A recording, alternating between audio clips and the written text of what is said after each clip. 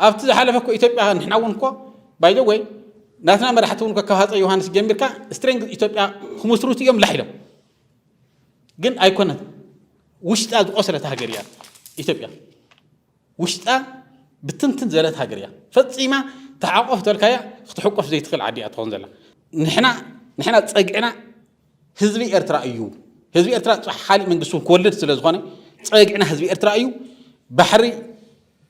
كلوانا أيو إيكونومي خنا هنت نخيل بوليتيكانا سيستنبل كل وزخل مسيمين سلزخانة نفسي مني نخد من معنا متعبا أيون كم زي جورنا إساس كم زي حسب قالي خم زي حسب الشيخ خنا تمنى ترناتنا إيه خل دليل غنيلي تجراي كله الرأي ذلوا الرأي حيزو بسلام زنكاس الله زت هذا دنا الله ويد ما زسعر الله ويد ما ننحدو بسقات زير رأي الله نزع خوينو زنكاس الله كم الكسويون كم الدار سلامون بوليتيكون مجدي نزع خوين زنكاس الله كنا تام مفتار كله أول كله تجراوي እንኮል ላይ እቲ ኣብ ተፈላለየ ካምቦታት ኮይኑ ናብ ናይ ሓይሊ ፀቕጢ ዝፈጥር ዘሎ ኣብዚ ጉዳይ ተሓባባሪ ክኸውን ፃውዒተ የቕርብ የጦርነት ድባብ እንዲቀጥል ማድረግ የአብይ ህልውና የማስቀጠል አንድ ሞደስ ኦፕራንዲ ነው እና እነዚህ ሁሉ ገዛዎች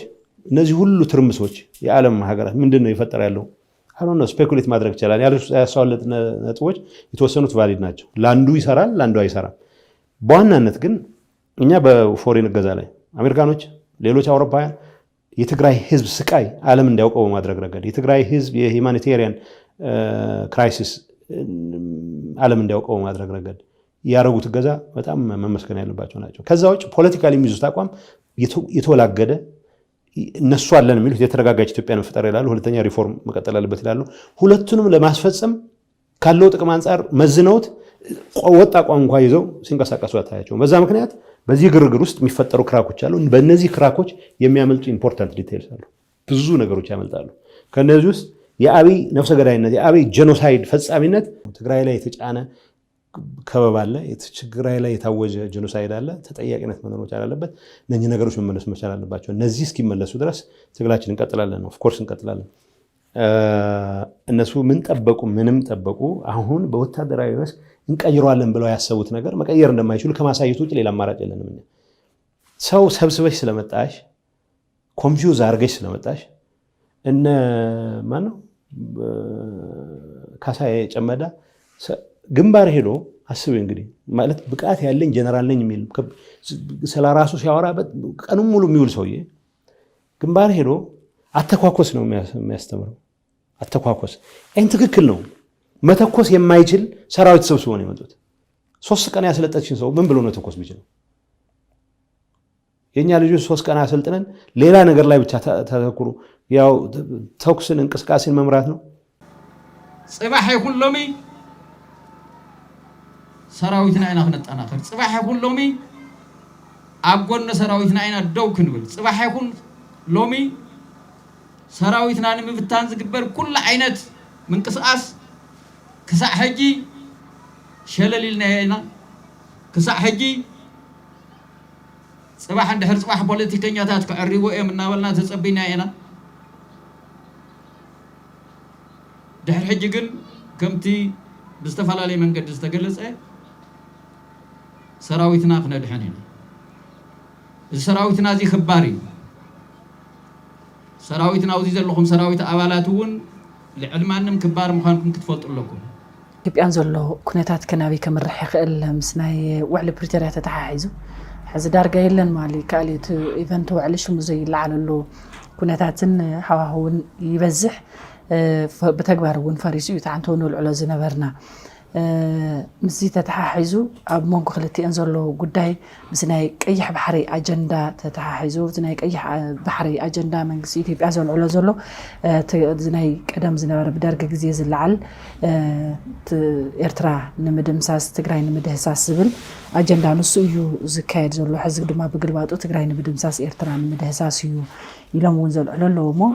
ناي أجندة أيح بحري حزق ولا على زخيل كيد اللدو مجلسي تبقى عن صار تقرأي ون بقتا خمتنا يقدر محززنا مرة قال سنة التي يزقدم كاب قال سحرنت قال سحرنت نتمسيو قدام أجندة جيرنا نتمسينا يو قال سنة نتجلينا مالتي كم نقد محزن هو حتى قال سيز هون برايورتي ناي برايورتي بداي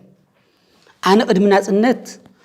نوني حرنت بداي يزليني زبل أنت هاللي حزي أنا كم زردني ناي تقرأ أنت سأجمع نسي أنت ردا أخوينه تقرأ قال سنة نتجليان مالتي أبي تبي أسي كونفرتيا كتغزل تغليا زبل ملكتي ينعي زم حلال فلي كابوزيو نمجلس يخفل معنا نبقى سنة النت كأتولله كل سجمنا زفتح بقى سنة النت بمسرة هاجر زبلي دعاد ده خنما دعاد وعاد خاكوت صال خمسة حو خمسة تلقى السقاية تعرقني دحو خادي خون خاص السقاية أنا تخوني يدوي كتايو وردت قلت واي ببلتقنا ساعات تجار نورو ما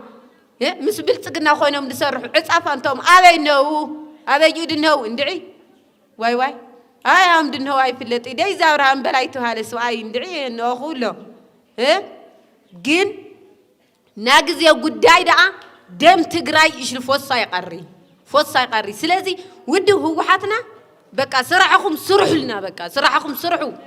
بقى سمرة نبال أو عدنا كاي جنّي بقى كاي جنّي هنا كحدنا دخده حردنا دخده مسبل عنا سخون جنسايد فتعملنا بقى بهجملة كاي ما تصنع أبزوا ودوب قلتفكا تزلوا هذا مزبخة مايتكا مزبخة إهميني لكا قلتفكا أنا مستخلات كسجر كم زلوا إنا وسينا زلنا لازم كم زوا من محدها رمبر أو هزبو زر تفلي نجار يلن كم هزب مالي تفلي نهر أو ثاني غير أفتح محدار جن هلا تمام محدار ما أعطي خم تخالي أبخالي من محدارات ونسقم نيرناي مستزبي ناتزاتها ناتمايتكا كستاهل زقبوه يستاهل أو نطلع زقط صلون نقصله ممرح يد اللي هزين أي ممرح سلزو الدب قلتيفو أطول خناتات تحرزها حزنا يزلنا مدبات حدا زوادو قلتيفو أتفا مستخال حاسبنا لنا صبو دكتور دبرتيان مزت أساسيرو كمتي جزاهم تقرأ يا خالي جزا يبلن أب جزانا هوينا دلاينا نهون دلاينا ولا نرجز كابد إذا خوص يخالي زي مخاعد مالتيجن حاتيات يبونيو حاتيات وينجلو ويو خالي نجار كي مسته وهايلو تعجز لتجبرنبر أب تقرأ تاي زي تجبرني أقول تعمت نشتش دورا شو إتاك أدمي سنة 20 حدا دبر برهان بس إناس كامل ملس زنبرنا هري كنمول صوت غوينا حواتي تقراوي حدا تقراوي كود خلو إدنا سديدنا نلعل اللوجزين بر ندفع في اللوجزي يكونن نستوعب بعلتناي تقراي بوليتيكا خناتات دكما تنحنا حتودب خفات أزجبريو بسرون تقراي تدميرات النساء تنزلوا تنحنا حتودوات يا أفريقيا نمن تاي تنكرر ودوات زي هاللواني نمن تاي زي حجز نمن تاي زبل نحزلوا زحتت هزوي يخفتر زلوا إلى يزحسب هذا تنكرر بوليتيكا ودوات يتفتران يزحت بملو تنكرر بوليتيكا ودوات نقولوها أنت كونتريبيوشن غيره بحسب أنت واتيه بسنتيم أنت حجزه بودام أنت حجزه يلح كله حتى تقلله تنكرر ودوز فتر بناي كله تقراوي أستوات صويو بعد خمسة ماي تنكرر ودو خينو تصرحو زي ما تقول مخنيات يلا كباب زلعل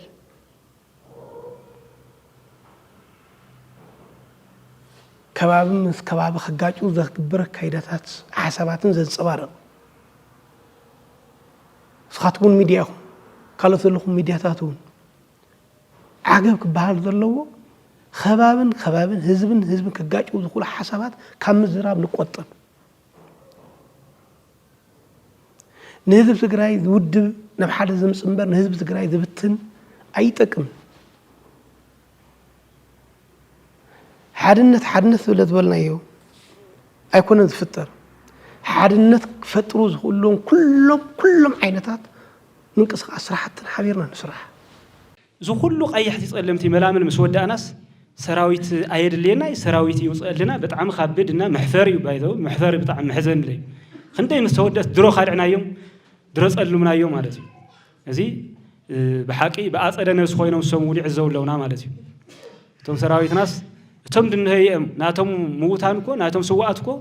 بعينك رؤي الخؤلو ذم هلوات يوم مالتي سلازي تعجزتو نداينا الأكل تعجزتها مخانو هنداينا وحلال تنكاره وحلال صنعات مخانو أنا بتعم يجرمني مالتي زخول لا تبهدس ما كسرعة فنش وتعاطقص منهم عين السجوم زي وسد تنكرنا بلح بتعم مستوى عالي لخونا سراويت مخاني أنا كهامر راح أجمرك صار تحت إنه ترى سراويت بتعمل كأنه هو يحلف مالتي أبزي. حج ودنا دقيقنا ودنا كودنا تفلينا نقول ودنا دم سرنا سلزقنات مالتي دم سر أي خامجين عباي تقاري لله أكل قولي الله حاول تسوي الله بركة تعرفه حاول والحجاب بركة الله يخرع مرة يخرع حالك بدقنا عبد دقنا تخرع خلي تعد سبور نا نحو حد كع زنخلنا نفتوني حق واحد حدنا حق واحد يوم تصب بايكون كعلي صلاتنا سلزر ليناي صلاتنا دلينا أنا خاطفو أبانا عينم سرف رف رف سلزبله تقرأ سلزله معك قال يوم نعنا كان بركو تحت مريت كعتو سلز ما زنبر بحق واحد ولا بقى عليه أكونن زي سلزي ودي إنه عني اللي تقرأ السعر كم زي زعلهم قلب أفتقد كلها نيرنا أنا هم يفلتون نير حق نزارب كوجيا تلعلنا عاديت كن سجرس انت عايز أجمع قط من هم نور فلتي كابتن بين تلعل كاس بقيا غير كا جوامرة كذا زأتو سبالت مسرعه أنا كافتم ترنو حدا بقى قريم أنا وسكت قطر عتيخا بسحن غيره متكل تزقرب لك جبارات مسرعه قريمني ما برهت اللوم ألقى اللوم وجميرنا بانيرنا ناس ملمع جميرنا من قد سرحنا تمرتيه سرحنا ماي سرحنا تمرتيه سرحنا حكمنا سرحنا وكل تعمت ملو لا يتنكترن زخلو ناي تجراين ناي كالين حيل من دي سيرو ناي زبط جراي هافت كويس سيرو من الواش تقالي سنا لمعنا أنت زين نبركم متخلخلنا كاب جنوسايد يكلاخل دو من تسال قليل at least من تسال كاب جنوسايد تزي تخلخيلو نات أيو بتولو مكلاخل حيل جن أي تقد كتر كاو ناي ستيت روحتها توي أسيت استأيوم زول ندمت حدث حيل مونا نيخون اندي ستيت سيكوريتي اندي ودو زبكا سلازي جنوسايد ككلاخل نايو علنا مكلاكيا سراويت انت هانيسنا اتليست اجينستنا زلعل اني ناريتيف كنكلاخللو نخيلينا امصيخا جنوسايد كلاخل دو اي كلاخلن او كم زعد موديل نو واي ذاتس بانش اوف تراشز مالت نعي غراي اتيني نمنتاي ون كنفخم زعد مكايو مخنيات بز درجه زوريد خان دحر توقع نو علنا لس نابزي كونه سو هلونا ودبنا زترغاغص او غواي دحنتيو الكا مدمدام يكالي نمنتاي مس ملا حزب تግራይ كبحال يخيل ناي ملا حزب تግራይ توكلتي ترخيو يودم انفتا تنصير يفت غواي يودم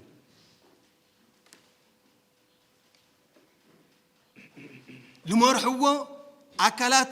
كاب حقوقت كم تحللاخ نصا زخونه مريحنات مريص يودم ማእከላይ ኮሚቴ ይሁን ቁጥጥር ኮሚሽን ማእከላይ ቁጥጥር ኮሚሽን ይሁን ፖሊት ቢሮ ይሁን ወይ ስራሕ ፈጻሚት ናይ ውድብና ይሁን ማለት ጌታቸውና ጻድቃን አብዚ ዘይኾንሉ ቀንድ ምክንያት ከም ድሌቶም ክቃለሱ ስለለ መቃለስ ባይታ ኤምሲ መቃለስ ባይታ ሳኑ ህዝብ ትግራይ ከአምኖም ከክተሎም ስለዘይ ካለ ይንበር ስለዝተወቅዑ ስለልተጸፈዑ ይኮነን تي بقدماي ጻድቃን አነ ላብ ትግራይ ከይደ ይካልኩን ዝወለሉ መላዓል ከመላዓል ዝጥቀመሉ እንበር ካብዚ ንብረቱ ጽዒኑ ካብ 22 ተብዝርከብ ገዙ ንብረቱ ጽዒኑ በኤፍኤስአር ከይድ ከለኮ ማዓት ሰው ይረሎ ማዓት እስኪ ታይ ባህል ጻድቃን ህዝላው ዝተመጽ ጌታቸው ላው ዝተመጽ ታይ ባህል ትናይ ጻድቃን ሰላማዊ ዘይኮነ ናይ ፖለቲካ ኢንተረስት እዩ ዘንጸባርቕ ዘሎ ህዝ ጻድቃን ፓወር ትሕዝ ጀነራል ጻድቃን ታይ ክገብረካ ከምዝ ኽእል እዩ ዝዛረብ ዘሎ ስምረት ማለት ስሙ ይተቀይሩን በብልጽግና ማለት እዩ በኻሊያ ባህላት አይነሲ ወለድና ዝምስልዎም ስላሎ አርግን ታይ ተወድቕ ፋንዲያ በቕልን ታይ ተወድቕ ፋንዲያ አይ ሓፍታንዲያ እዩ ሕዝለ አነ ክብሎ ዝደሊ ብልጽግና ማለት ይንበር ስምረት ፓርቲ ማለት አዲስ አበባ ዝተመስረተ ፓርቲስ ንትግራይ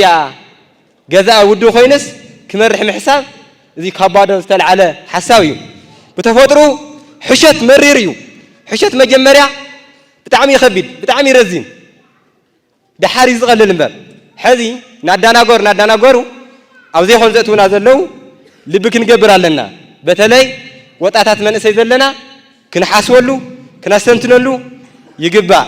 ምዕራብ ትግራይ ሒዝዎ ዘሎ ሕጂ እውን ፌደራል መንግስቲ ዝምራሕ ሓይሊ እዩ ፌደራል መንግስቲ ኣብ ምዕራብ ትግራይ ሰፊሕ ዝኾነ ሓይሊ ኣለዎ ፌደራል መንግስቲ ነቲ ኣብ ምዕራብ ትግራይ ብዙሕ ፅንተት ዝፈፀመ ምስ ፌደራል መንግስቲ ኮይኑ ኣብኡ ዘሎ ሓይሊ ኩሉ ዓይነት ድጋፍ ይገብረሉ እዩ ወታደራዊ ድጋፍ ይገብር እዩ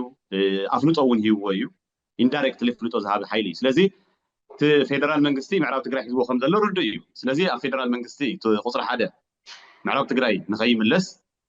ሒዝዎ ዘሎ ምዕራብ ትግራይ ከም መቋመሪ ገይሩ ምዕራብ ትግራይ ኣብ መንጎ ትግራይን ኣምሓራን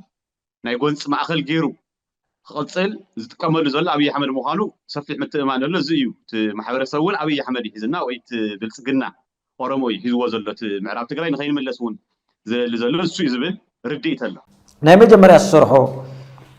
ብልፅግና ኦሮሞ ትግራይ ካብ ናይ ኢትዮጵያ ፖለቲካ ክትግለል ምግባር እቲ ናይ መጀመርያ ስርሑ ዝሰርሖ ማለት እዩ ኣብ ዝተፈላለዩ ትካላት ማለት ኣብ ሃውስ ኦፍ ፌዴሬሽን ኣብ ሃውስ ኦፍ ፓርላሜንት ካልኦቶም ናይ መንግስቲ ቢሮክራሲ የለን ትግራዋይ ክድፋእ ተገይሩ ማለት እዩ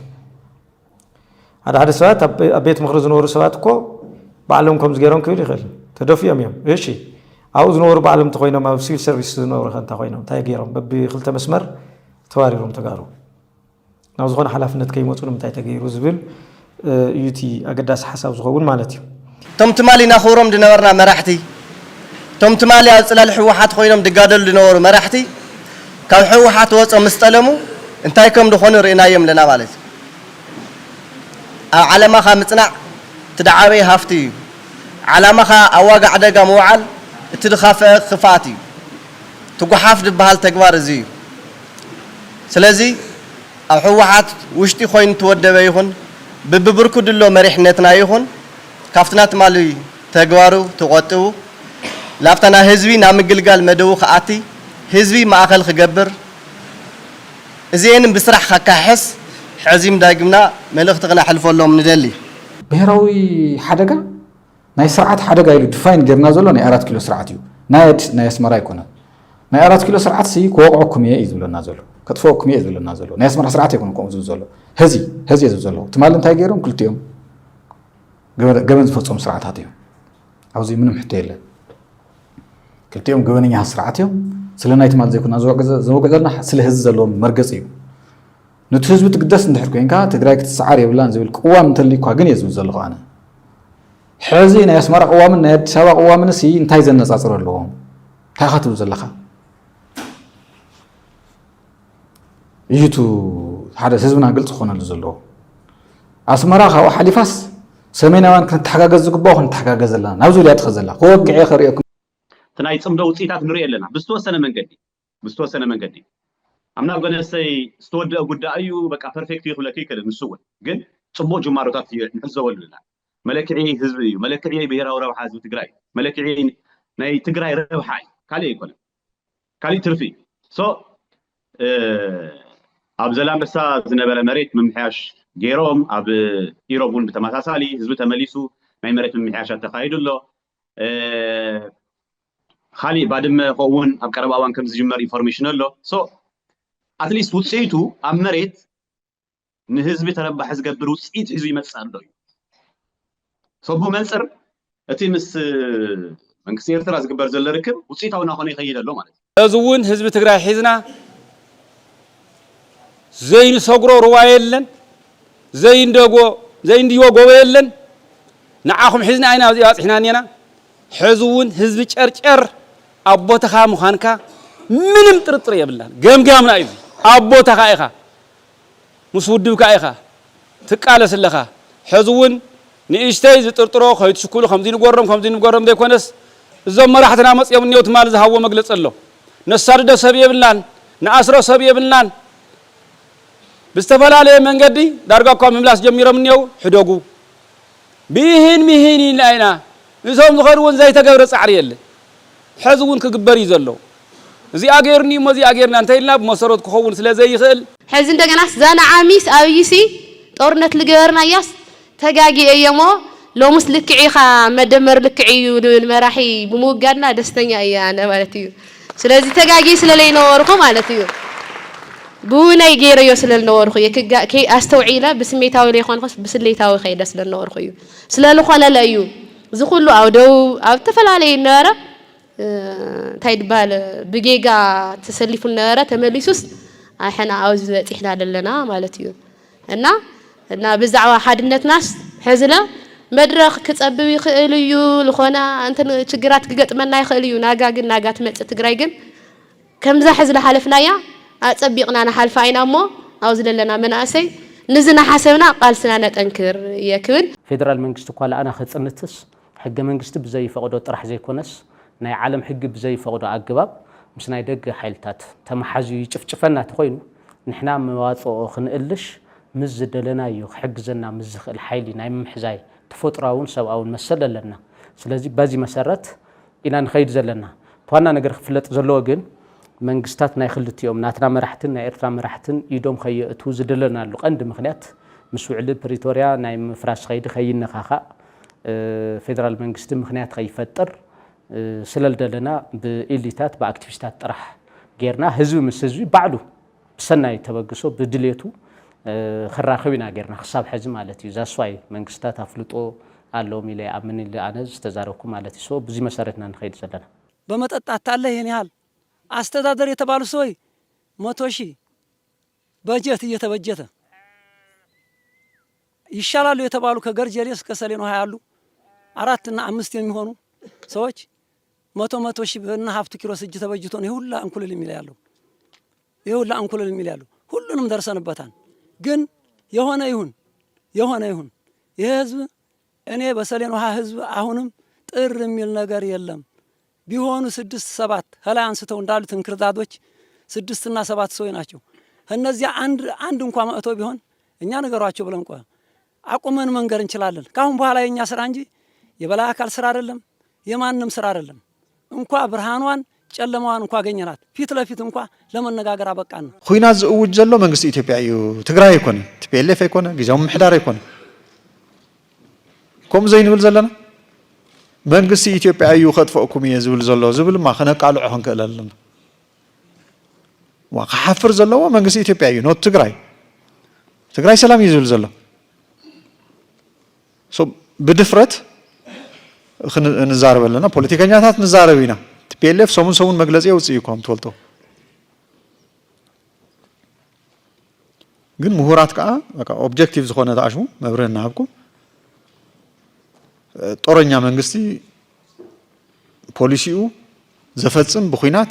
መንግስቲ ኢትዮጵያ ይዝብል ማ በደንብ ዓለም ክፈልጦ ህዝብ ኢትዮጵያ ክፈልጦ ህዝብ ትግራይ ክፈልጦ ክንገበር ክንከለለና ነገር አይቻልም ያማቀው የማናቀውን ያህል ግን እናገራለን አንድ ግን መታወቅ ያለበት ነገር ምንድነው እኔ ለምሳሌ ትግራይ ውስጥ ያጠፋ ሰው በጥፋቱ ልክ ስራው እንዲያወጣው እንዲደረግ ፈልጋለሁ ለዚህ መከላከለት ምንም እንትን የለኝም እኔም በነበርኩበት ጊዜ ያጠፋሁት ነገር ካለ በጥፋቴ ልክ እንድለካ ፈልጋለሁ መከላከለው ነገር የለው ግን ይሄ አንድ መታወቅ ያለበት ነገር ምንድነው ከዚህ አልፎ የትግራይን ህዝብ እንደ ህዝብ የሚያጠቃ መስሎ ከታየ ግን ይሄን አልቀበልም ለማንም ህዝብ እንደዚህ እንዲመጣል አልቀበልም ከዛ አልፎ ደግሞ ከትግራይ የመጣው ስለሆንኩኝ የትግራይ ሰው ስለሆንኩኝ በትግራይ ላይ ያነጣጠረ በህዝብ ላይ ያነጣጠረ ከጥፋተኞች በላይ አልፎ የትግራይን ህዝብ አንገት ለማስደፋት የሚሞክር መስሎ ሲታየኝ አልቀበለው እና ይሄ በጣም ለምሳሌ ብዙ ነገሮች አሉ መጀመሪያ ዶክተር አብይ ሲመጣ ከማንም በላይ በይንና ጦጦይን ለህዝቡ ቁጥር ሓደ ውዕል ፕሪቶሪያ ዘይፍጽም ዘሎ መንግስቲ ኢትዮጵያ እዩ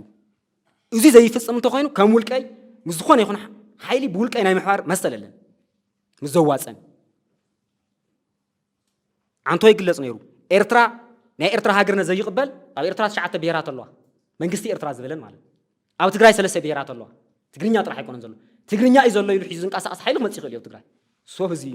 ኣብ ኤርትራው ኖ ትግራይ ትግርኛ ዝበሃል ብሄረሰብ እዩ ዘሎ ኢሉ ዝመጽ ሓይሊ ሁሉ ይኽእል መሰሊ እሱ ግን እዚ ኤርትራ ይቅበሎን አይደለም ኩንነት ግን ንቀበል ሕዚ ኦሮሞ ብልጽግና ዝመርሖ ዘል ካርቱስ ክስካዕ አብዓላን ክስካዕ ዳሉልን ክስካዕ ዓሰብን ዝገበረ ሓይሊ ሲ ናይ ትግራይ ናይ ህዝቢ ትግራይ ናይ ህዝቢ ኤርትራን ሰላማዊ ኩነታት አይደለም። ትግራይ አካል ኢትዮጵያ እዚህ መቼም ሀገር ያ ትብልና ይትኩን ትግራይ ሀገር ክትከውን ተኾይና ወይ ብናይ ኢትዮጵያ ሕገ መንግስቲ አንቀጽ 39 ንዑስ ቁጽር 4 ካብ ህስጋብ ዘሎ ፕሮሲጀር ሓልዋ ክትግንጸል እያ እዚያ ከዓ እንታይ ዝበሃል ናይ ሕልም እንጀራ እያ at the end of the day ናይ ኢትዮጵያ ፌደራል መንግስቲ ሃገርነታ ተቀቢሉ ንብረት መቆሎ ገይሩ ምስ ፈቀደ ጥራሕ እዚያ ከዓ ኣይትኸውንን ሓደ ስለዚ ክትከውን ትኽእል ብጥይት ጥራሕ እያ ኣብዚ ዘሎ ውልቀ መራሒ ናይ ሓሳብ ፋላይ ክህልወና ይኽእል እዩ ኣነን በትለን ናይ ሓሳብ ፋላይ ኣለና ህዝቢ ትግራይ ፀገም ከጋጥሞ ከሎ ትምክት እንድሕር ኮይና ግን ምሳኣ ኮይና ትምክት እየ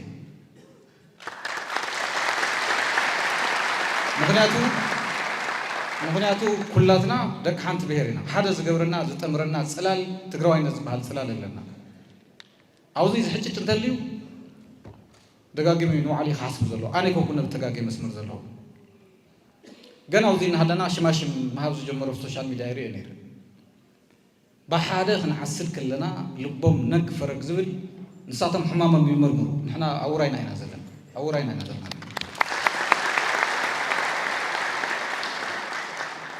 ህዝባዊ ተሳትፎ ዘይብሉ መድረክ ኣይዕወትን ህዝቢ ዘይብሉ ልምዓት የለን ህዝቢ ዘይብሉ ሰላም የለን ህዝቢ ክህሉ ኣለዎ ስለዚ ኣብዚ ኣብ ባዕልና ኣብ ህዝቢ እውን ፀገማት ኣሎ እንዲሁ ፀገም ኣሎ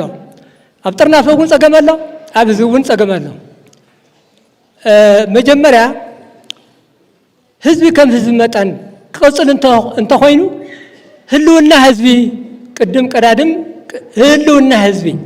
ክህሉ ኣለዎ ህዝቢ ተዘይልዩ ማንም የለን መራሒ ተመራሒ ዝበሃል ነገር የለን ማለት እዩ ቅድሚያ ክወሃቦ ዘለዎ ህላወ ህዝቢ ክህሉ ኣለዎ ንተጋሩ ክትሽከም ዘይትኽእል ትግራይ ናፃ ክትከውን ኣይትኽእልን ሃገር ክትከውን ኣይትኽእልን ሃገር ኣይኮነን ወረዳ እውን ክትሕዝ ዘይትኽእል ክትበጣጠስ እያ ክትጠፍእ እያ ስለዚ ፕራዮሪቲ ይህልወና ማለት እዩ ናብ ናፅነት ንገብሮ ጉዕዞ ሓደ ዓብዪ እንቅፋት ዝኸውን ንተጋሩ ዘይትሽከም ትግራይ ብምፍጣር ትግራይ ካብ ውሽጣ ክትበታተን ምግባር ትዛዓበይ እንቅፋትና እዩ ማለት እዩ ትግራይ ቅድሚ ሃገር ምዃና ትግራይን ተጋሩን ኩሉ ኣለዎም ከም ኤንቲቲ ዝኾነ ትግራዋይ ምስ ዝኾነ ሓሳቡ ኢንክሉዲንግ ዋሓት ሓዊሱ ማለት እዩ ልዕሊ ህወሓት ኢትዮጵያዊ ስለዚ የለ ኣብ ኣዲስ ኣበባ ይሃሉ ኣብ መቐለ ይሃሉ ጌታቸው ይኹን ደብረፅዮን ይኹን እዞም ሰባት እዚኣቶም ውድቦምን ሓሳቦምን ሓደ ዓይነት እዩ ስም ቀይርካ እውን ናይ ሜንታል ሞዴል ይቀይር ኢለ ኣነ ኣያስብን هذا دماغ قولعتي لما شعبي هاي يوم يا نورك عدنا جنو تمسوني ولقكا وتادر وصلتي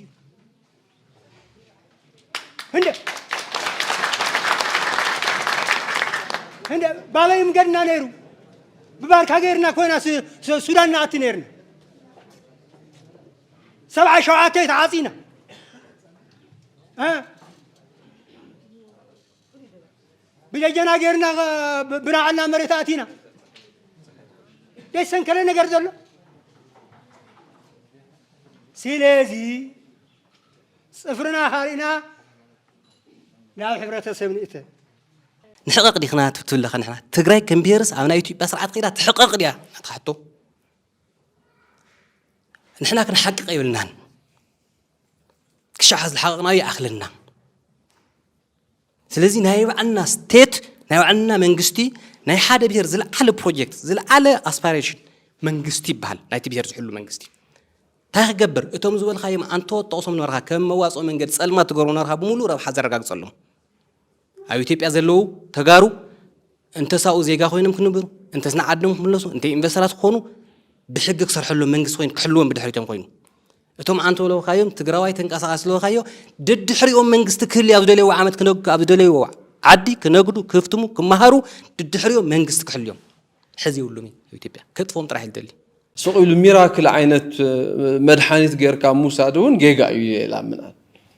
سزنا هاجر الناس غعزو تقبر كتجمر كلها مجمريا افت تغعزو المنجد بنصرات كترادا اني كامست محبرسب بياس مستقلتش عند كترادا تخونكا السوق توقع خفيلكا ختزاته او نحوار قداك ختميات كم تحزن نغبر لنا هم تحزن الوانور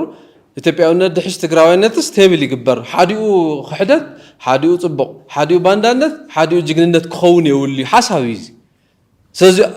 ተውኒ ኢንቫይሮንመንት ካዕል ፈጥሮ ውሽጥ ካለለካ ሓርነት እዩ ሓራ ለኾነ ሲስተም ቢያንስ ሚኒመም ሪኳየርመንት ሰድሊና እዮም ከም ስርዓት ክንሃንጽ ነና ስለዚ እሱ ተውሎ ቀረብካዮ ንጽጽር ኣይፈተኸወይ በዚከ and أنا تايل إلى أمن وشنا of course كنا تصرنا بدم